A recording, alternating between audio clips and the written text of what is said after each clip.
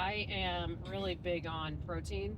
Mariah's lost like 30 pounds or 40 pounds since she's been working for me. And it's not because of how, us running ragged. It's because the more she was with me, the more she started eating like I do.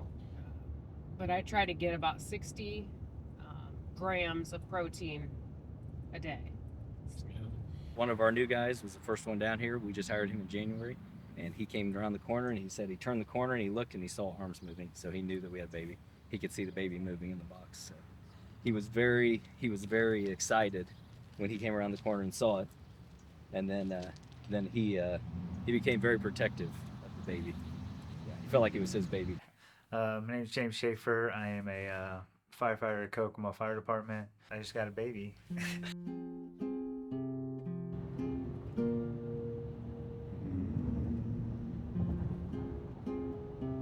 I woke up this morning at 5. My mind is racing for this birth mom. It's like, how can we reach her to let her know that she's not alone? And that's truly the part that I don't think people, they see us celebrating babies. And now we got a mom that's out there that is probably doing this alone, according to the letter. The baby was awake when it was here. It was not crying at all, and it continued not to cry. It was fairly well swaddled, and it looked like mom cared for it a lot. Twice in the letter, she mentions if they try to track her down, to not contact any of her family but her. The person who wrote it is very educated. I mean, we didn't use small words. We used big words. And so this baby was almost 7 o'clock in the morning dropped off. Could she have been on her way to school? We don't know. I mean, that's the beauty of the baby box. It's anonymous. Yeah, it was amazing. It was like, it's amazing that the box worked. It's amazing that that baby is now, she's gonna have a good life in front of her. She even wrote it down. She said that this was one of the hardest things that she's ever had to do.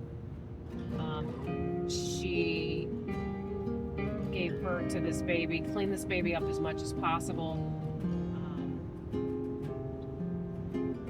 and held on to this baby for 48 hours. Loving on this baby, knowing that she was going to have to say goodbye. And if you hold on and love on your baby for 48 hours, that speaks volumes. As a rookie, a recruit, we wake up early, we get all of our chores done, we got to put our work in. So I was up. I always wake up about 5 o'clock in the morning. We were sitting there talking and drinking coffee, and the alarm went off. And that's the baby box. So I come running down the stairs, like, I want to be the first one to hold that baby. I want that baby. And Chief was coming downstairs, and he's walking downstairs, and I'm like, so I hurried up and got around him. And was it a race? Well, I mean, it kind of is. I don't want to say we're all competitive, but we all that's what we do. It's in our hearts. We all want to be there. We all want to be the ones, if there's somebody's in a bad spot, we want to be the ones saving them. Yeah, so I'm like, I hurry up, I get down there. And you're an MMA fighter, right? I am. I'm a professional MMA fighter, so. So if anyone else was trying to beat you. Well. I'm just kidding. They better step out of the way. We're saving people, right? We're saving. We're not hurt. Yeah. I mean, there was a lot to this letter. It was 2 pages long. But the one thing that was evident was that she loved this baby girl with probably everything she had. Are you going to speak directly to her at the press conference? Yep. I always do. Because I guarantee she's watching. So I got in there and I get to the box. I'm like, I look over at my chief because I just didn't want to pull her out, So I look over at my chief. I'm like, can I get her out? And he's like, yeah, get her out. Make sure she's okay. And, I set her up on the table. I scoop her up and put her in my arms. And I look at her and she just kind of snuggled up with me. And I'm just like, it was amazing. It was like, I don't know. It was just the fulfillment that you want from that. It was just, and I got that. And I know it takes people years to ever even to get that, So for me to get that in 7 months, is, I mean, it's just an honor. Sir. Were you in communication with this mom? This mom, not I don't know for sure because I'm in communication right now with about 3, and sometimes they don't tell you exactly where they are. And then the other thing lately, I think the last probably year, and I think this goes to the fact that we've put quite a bit of information online, you know, where they don't need me ahead of it. I typically will get the call after. We had a mom that contacted us that had surrendered in one of our boxes that needed resources, and we got her resources.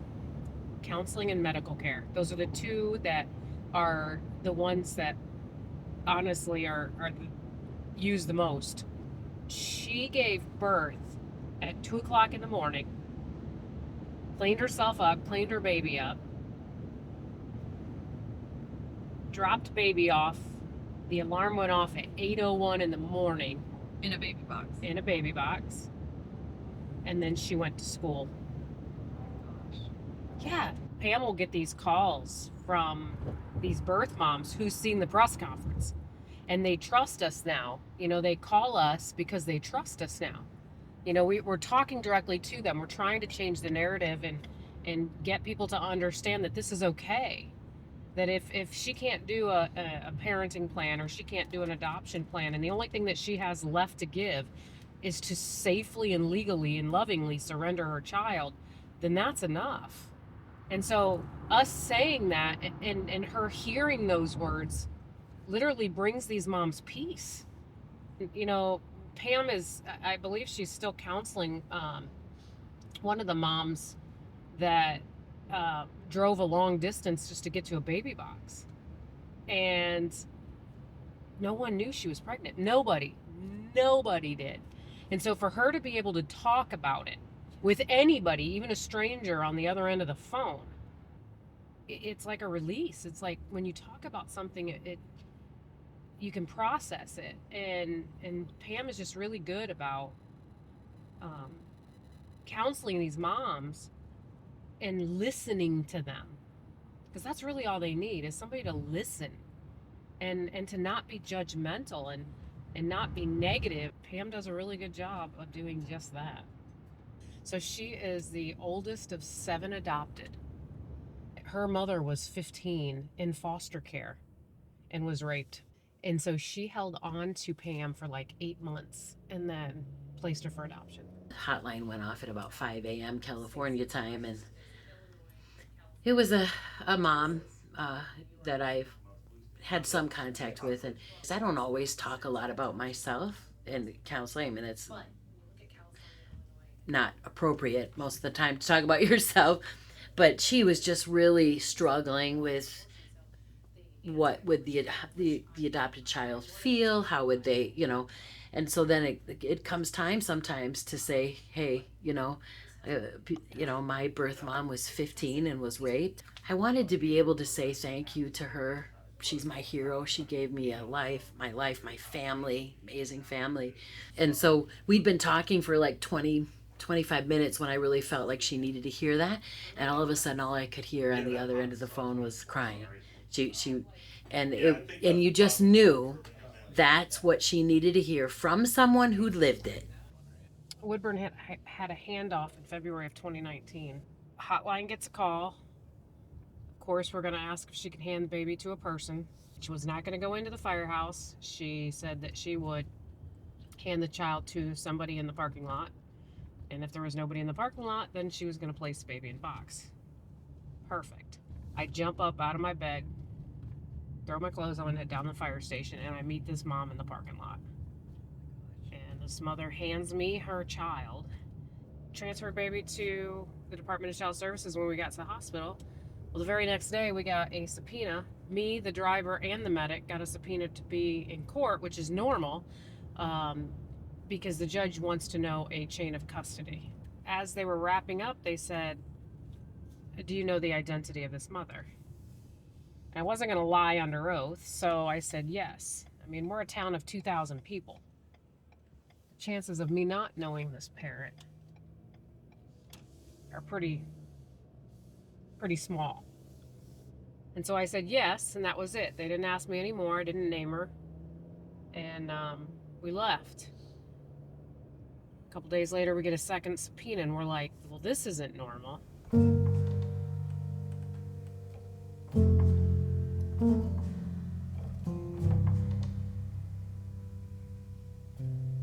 I think there was a big ad that said, you know, safe haven baby box and this and that. And that's when he asked me, do you know anything about this? And I was like, no. So then he started researching it himself. Dad was very soft-spoken and moved a little slow, but boy, when he got on this, he made it happen. Yeah. If he was here, what would he be doing? Or he'd be enjoying, crying, and he probably would have been the first one at the hospital wanting to see the baby, because that's just how he was.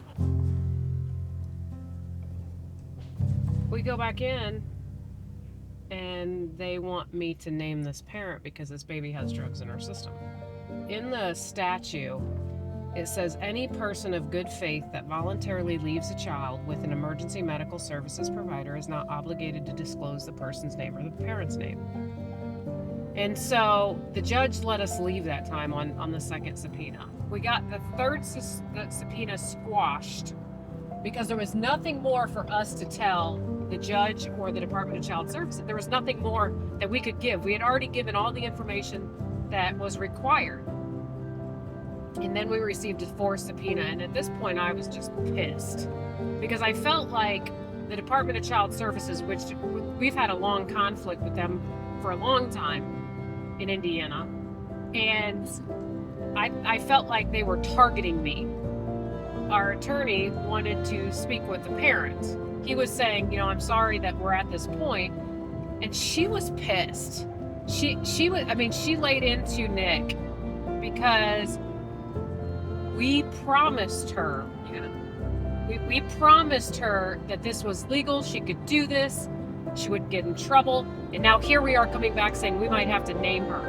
It was on Sunday night that happened. Now I was going to court the next morning. I made the decision that night, in the middle of the night, that I would not name her no matter what it took. Because of how she responded to us and how upset she was that we promised her something and we weren't giving it to her. It was almost like we lied to her.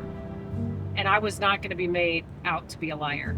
And so the next morning we got up and I told Joe, I said, I'm not naming her. Of course, my attorney's, calling and saying what we're doing. And he said, Monica, I'm just going to tell you straight up, as your lawyer, if the judge tells you that he's going to hold you in contempt of court, I'm going to advise you to name her or you're going to go to jail. And I said, Nick, as my lawyer, I'm not going to name her. And your job is to keep me out of jail. You know, my daughters and I were talking last night. Do you know how much courage it took her to pull up here? Yeah. Yes. And walk that baby up there? I'm sorry. Yeah. For sure. That's got to be tough. Yeah. Motherhood is tough. Yeah. So she's a great gal. Yeah. So we pray for her. And the judge at the very end told me that I was free to go. Like I had prepared myself to go to jail. I mean, I was going to, never name her and fight this with me behind bars. Let my staff fight this. But people don't realize the extent that we go. We spent $11,000 on legal fees with our attorney, and our attorney gives us a break on price, and we still spent $11,000 defending this mother's right to remain anonymous. If I would have named her, no firefighter would have been trusted. Yeah. No hospital personnel would have been trusted. And we would have went backwards to where babies would have been placed in dumpsters and trash cans again because these parents were too scared to walk into a facility and hand their child to a person. And I think that was a pivotal moment for us because we realized how hard we were going to have to fight for some of these parents. We're just not talking the talk. We're literally walking the walk also. And one of the things I've said, especially to this mom and other moms I've talked to, is that they really are the ones taking all the pain in this situation. I mean, the baby's getting a family and the family's getting an amazing gift, the most amazing gift probably of their entire lives. And so the person dealing with all the pain is this birth mom. So, that's why it's so important for them to hear that they're the ones who need the support and need that encouragement and that love. Chief Frazier came and talked at the meeting last night about how it happened, and she left a letter, stating how she had thought about it for so long. Sorry. No.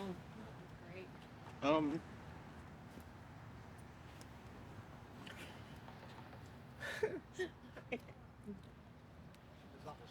Right before Dad passed, I just whispered to him. I said, "We got it from here," and it came back to me that for some reason, when she was writing that letter, for some reason I had some instinct that Dad was telling her, "We've got it from here. That we'll take care of from here." That's all I can think of this morning. A parent uses a baby box or the safe haven surrender. She's already thought about parenting. She's already thought about abortion. She's already thought about adoption. She's already thought about walking into a facility and handing her child to a person. Well, we're at the end here. We are at no options left. She's made her decision. We need to honor the decision that she's made, because she had other options to choose from and she chose this. And keeping your child safe is something that we should honor and honestly protect. Well, yesterday when I was in Greenville, the fire chief, we were talking about how Ohio finally passed, and I said, I think the first words out of my mouth was, "Take that, Chris Hicks," because Chris Hicks is the one that tried to shut us down.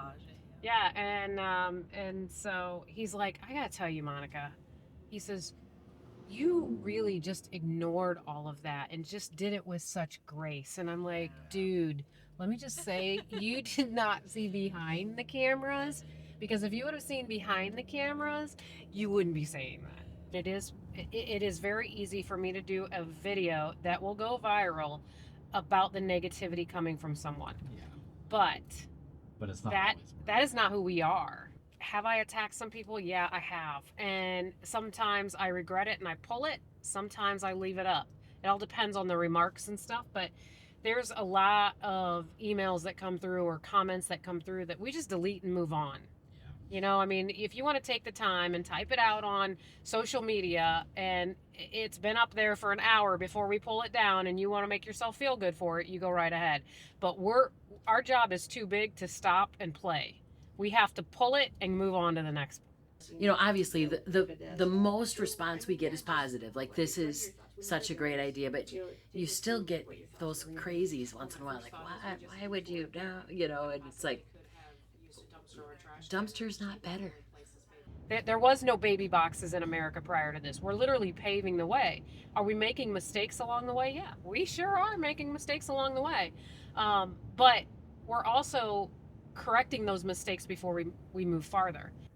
I do need to do a better job, though, of not firing back sometimes. My husband says that sometimes I come into an argument with both barrels loaded. And I do. I do, because people don't know what we deal with. Like today, we're doing a press conference today on this baby that was saved.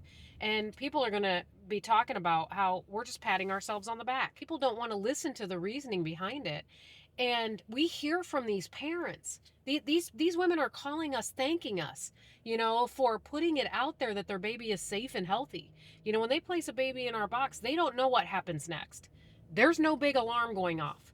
They don't know if the baby's been picked up because they can't see inside the firehouse. And so us coming on the news and saying, look, we got it from here. We appreciate what you've done. Thank you so much for keeping your child safe. That means everything to them. I need that Jeep.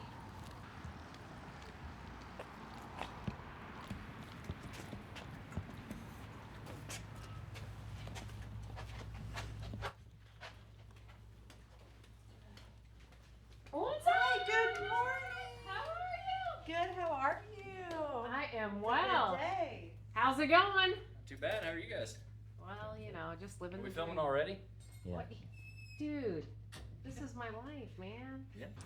I went back and I read her letter this morning. I woke up in the middle of the night, and I always do this after I surrendered. I reread her letter. She mentions it twice, how important it is that her family never know. Yes. You know, so when somebody mentions it twice, Yes. you know there's a situation where this anonymity is like pivotal for her. Correct. Yes. She probably was very small, was able to hide it, had the baby. But I felt like she researched what she was doing. Oh yeah. With her, according to her letter, I mean, she understood what safe haven was. Yep. Yeah. It wasn't just a, oh, hey, that's a, oh, she actually researched it, knew what she was looking for. So it's amazing when you actually see one happen. It's the best feeling in the world. So do you have anybody here that is working on an adoption plan with like an adoption agency somewhere? Like, are people that are looking? Yeah. No. Because, okay, so in the state of Indiana, Senate Bill 345, you are allowed to choose an adoption agency that's certified by the state now. And you can choose any adoption The agency. fire department is? Yeah. Really? So So we can have some voice in this? you got it. Really? Yeah. That was important for me. Yeah. I don't want anything to do with the adoption process because I don't want to look like I'm trafficking babies. Yeah. But I've allowed you guys to make that choice. So if you have an adoption agency like in Kokomo, Okay. you know what I mean? Or one of your firefighters is with an adoption agency, you can choose that adoption agency. Did you see the story from Ocala? The firefighter that pulled the baby from the baby box? Yeah. Adopted her. Did he really? Oh my gosh. There's a picture of him in the ER holding this baby. Mhm. At this point, he didn't know he was getting her or anything. He was just crying because he had never seen such a beautiful thing happen before it. And now he's raising her. It's just, it's literally just a beautiful story. Yeah. They were working with an adoption agency. Yeah. Oh, and that's had awesome. been for like 10 years. What's up, Look hey, at that girly? cute Like- purse you got. My bingo, Safe Haven Baby Box bingo purse. See, How Mom, are you, everyone wins a bingo Good to purse see but me. Me and Pam have the same color nails. We do. Mine are bad. Did you go do yours?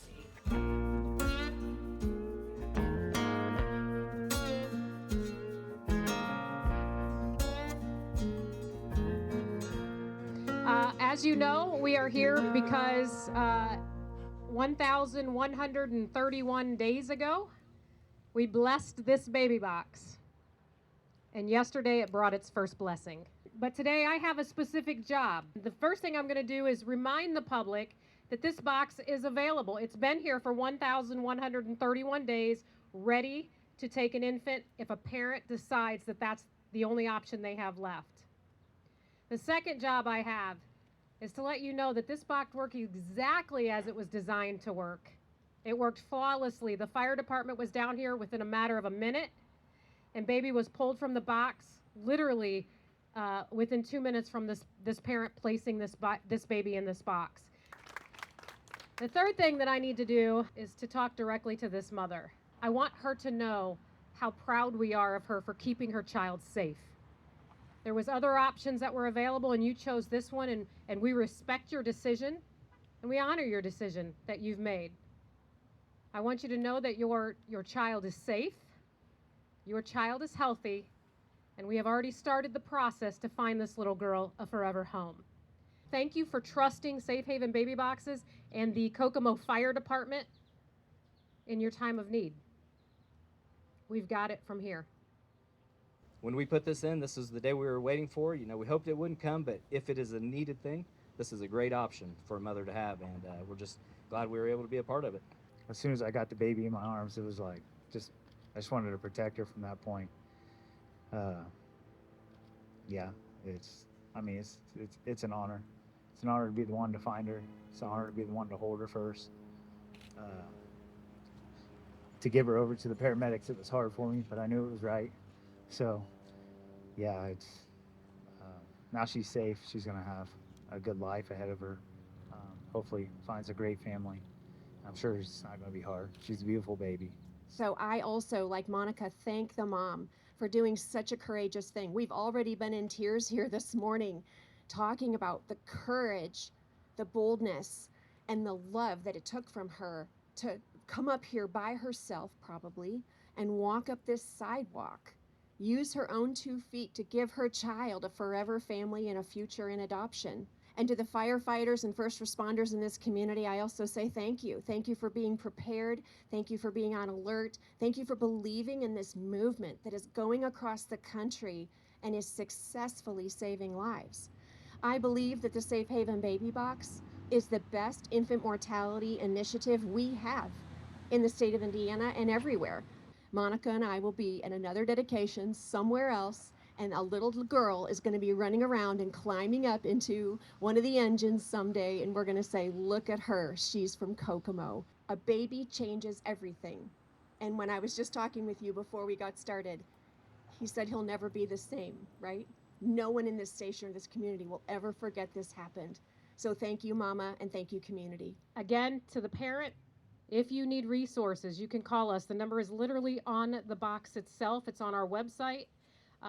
There is a licensed counselor that would be available to you anytime. All right, let's roll.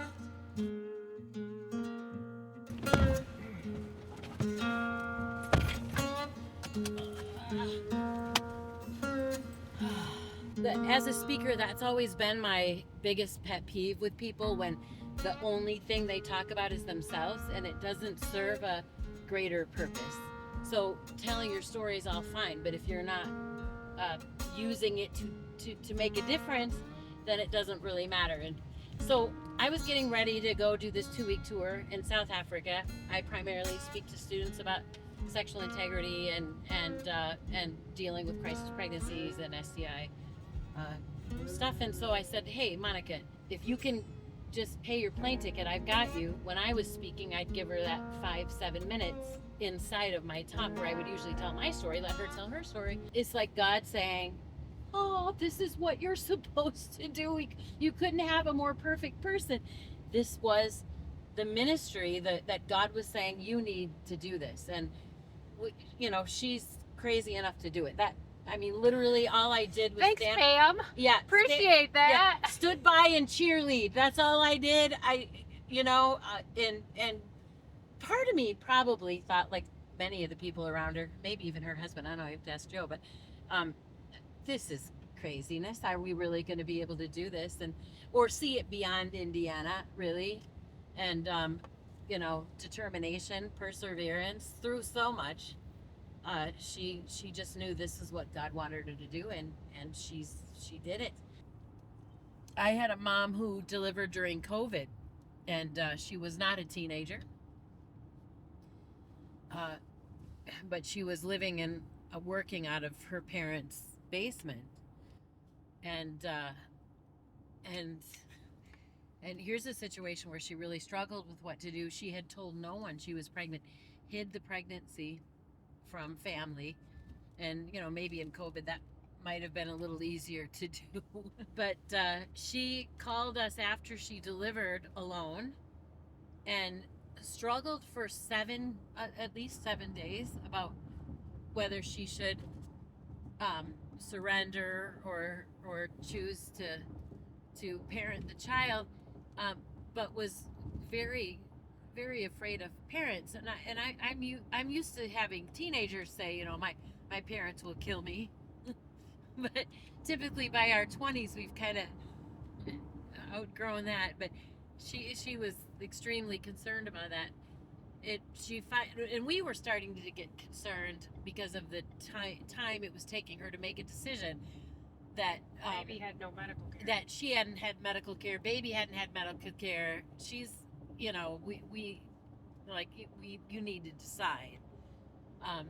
And she surrendered at a fire station, and then literally days later was very regretful of that choice. And I think she had told a sibling, and then the sibling said, are you crazy? You just tell mom and dad.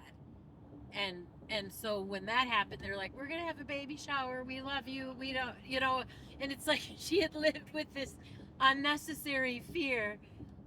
But again, we helped her.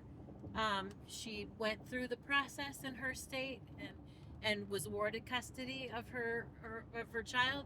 And we got a really great message, email, pictures 6 months later and saw her and baby, and they're doing very, very well.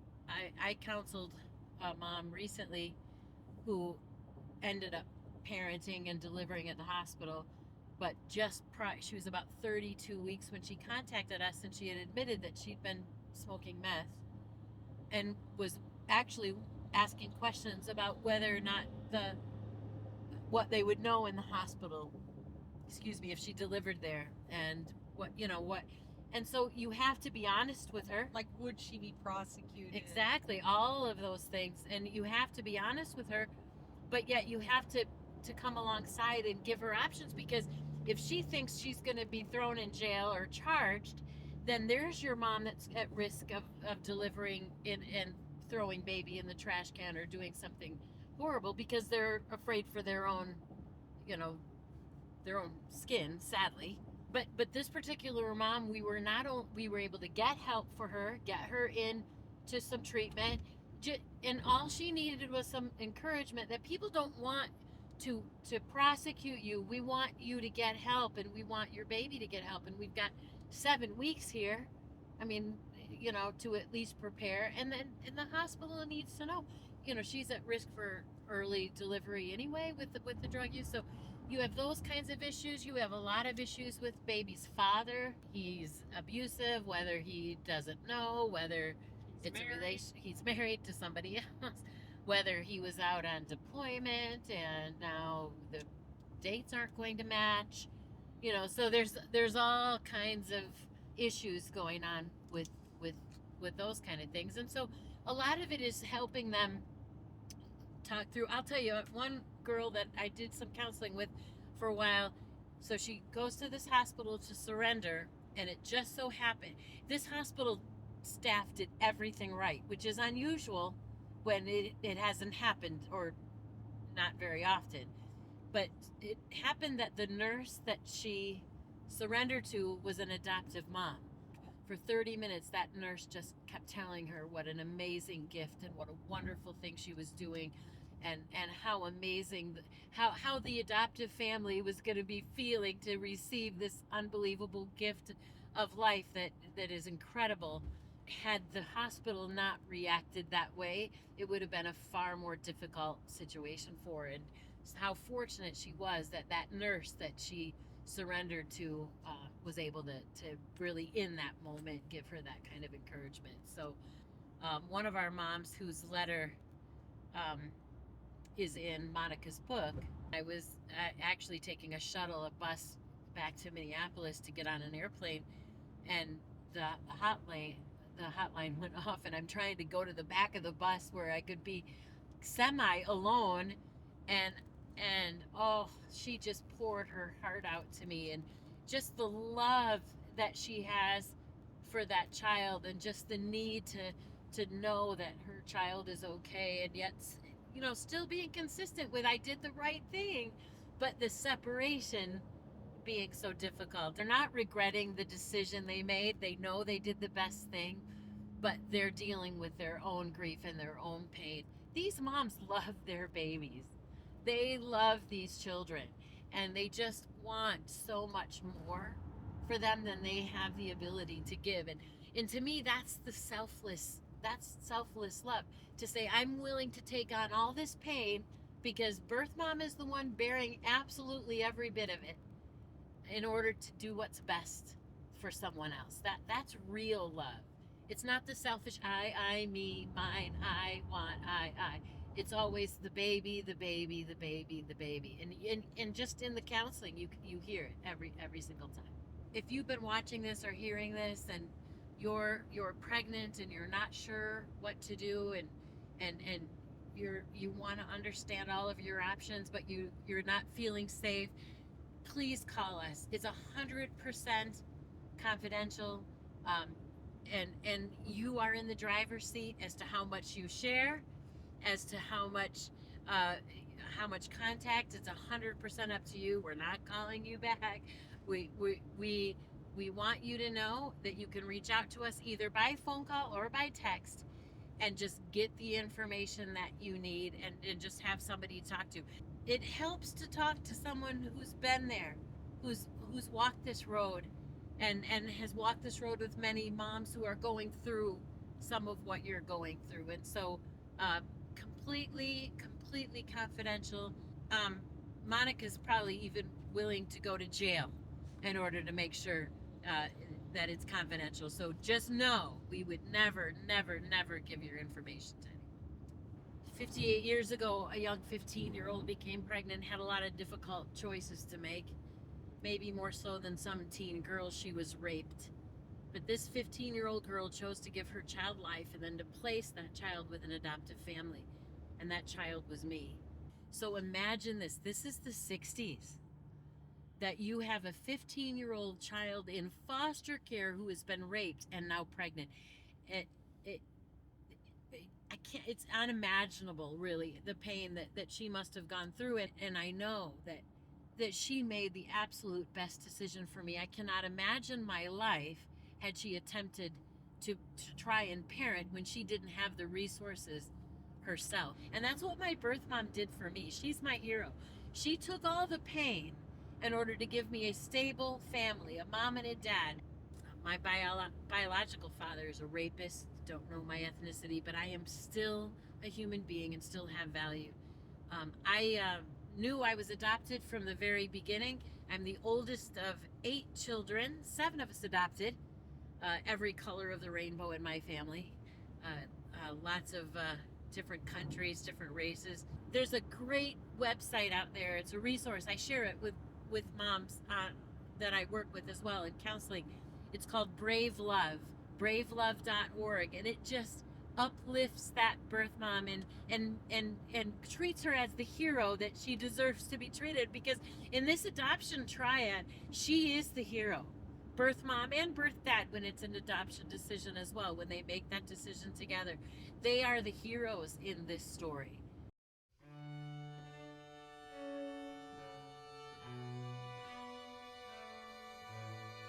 If you ask our bra size, you're kicked off this. If you ask us for a date, you're kicked off this. We're not single, we're not revealing our bra size, and we're just here for Tumblr Tuesday.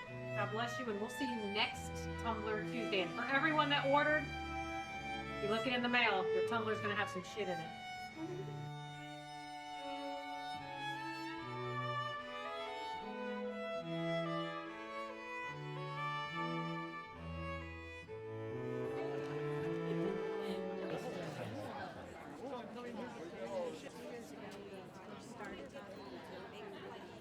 It's just absolutely amazing to be in a community where I'm from. I've waited a long time. Ron and I have been working together for probably 2 years, I would say, to make this happen in my hometown of Paulding, Ohio.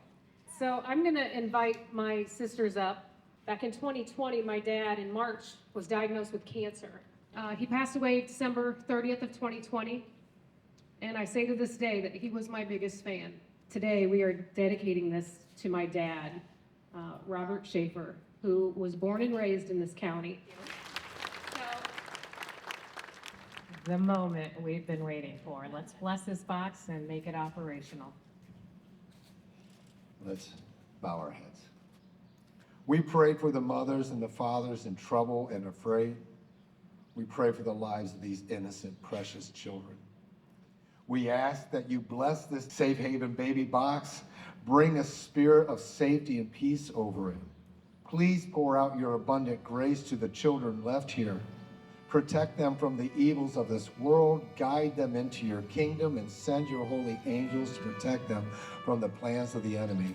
Nurture them through the brave and loving people who will take them in. We ask as your humble servants in the name of Jesus Christ, our Savior.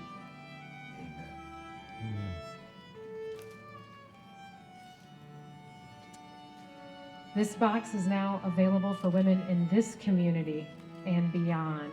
This box offers no shame, no blame, and no names. God bless you guys. Thank you guys so much for joining us. And to my dad in heaven, I got it from here. God bless you. Thank you guys. This was my first blessing, yeah. Where are we looking? Joe. Right here. Remember when we would walk to school and they'd throw stones at us and you'd have to get a little mean with some neighborhood kids? you know, but they didn't do it anymore. But when I they was were a down. protector.